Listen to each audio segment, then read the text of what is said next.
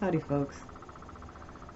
So Amber's newest video inspired me to talk about one of my first world problems after extreme weight loss.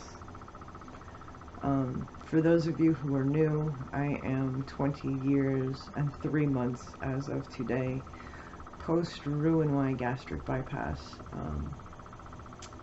and I've got a lot of health issues because of it, and one of the least of my problems is the amount of extra skin I have.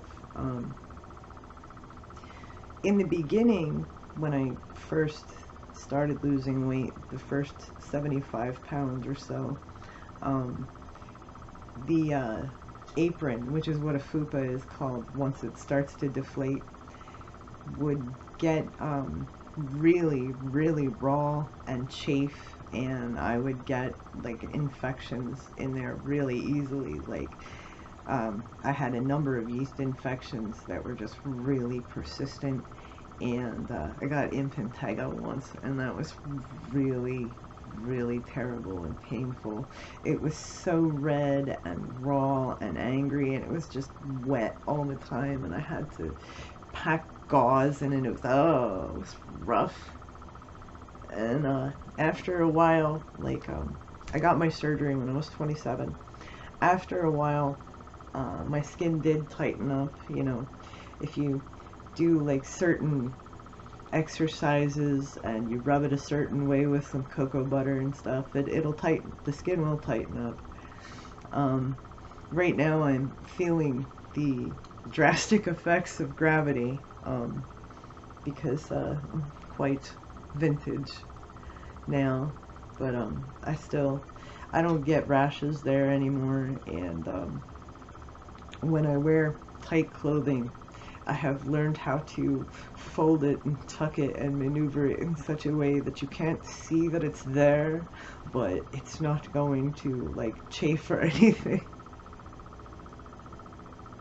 kind of miserable, yeah.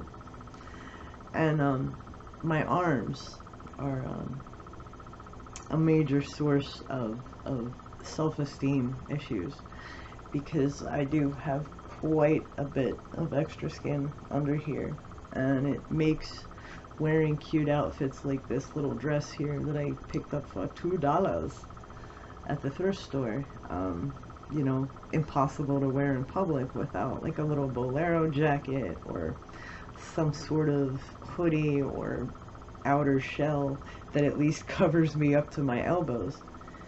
Because, like, you know, you just can't go swinging these things around in public. You might hurt somebody. You put a fucking eye out with this shit.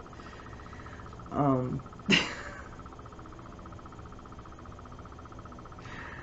very good at making jokes.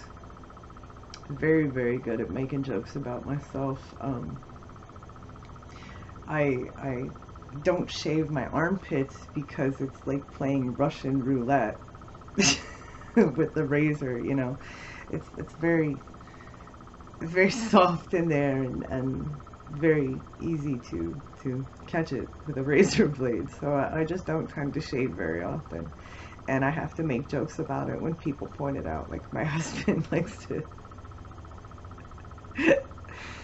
Anyway, and yeah, my other joke about myself is that I look like I'm wearing a flesh-colored sweatsuit under my clothing, and when, you know, it's gonna sound weird, but at concerts, well, the concerts that I go to, people often yell things like, to show us your tits, and so on and so forth. And my reply back is, no, sweetie, no. I keep myself covered as a service to humanity. If I were to pull these out, you would go blind. And yeah, that's how I've had to learn to live my life. I just have to accept it.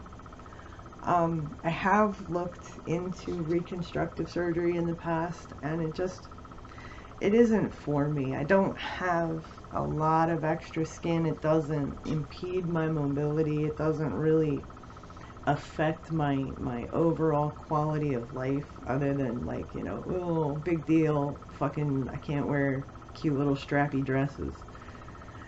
You know, that's why I call it a first world problem, or the least of my issues. For somebody like Amberlynn, she is going to need extensive reconstructive surgery on her arms and legs, just for the sake of mobility and to avoid things like, you know, the infection I just mentioned in my apron area. And you know, I really do hope that she gets to a point in her life where she becomes really truly serious about weight loss, and I wish her all of the luck in the world. No matter, you know, no matter how mean I sound in my reactions, I do wish her all the luck in the world, and I wish her, you know, good health and good mental health, because I wasn't as big as Amber. My biggest was 387 pounds, and that was a living hell.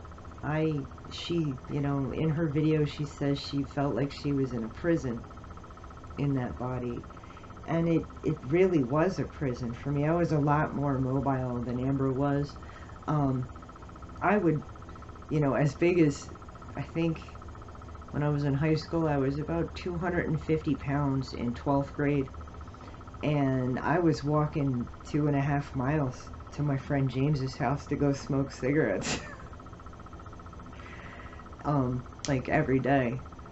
So nobody taught me about carbs. That's why I was fat. Nobody taught me about carbs, and nobody was around when I was just eating random shit out of the refrigerator. That's why I got fat.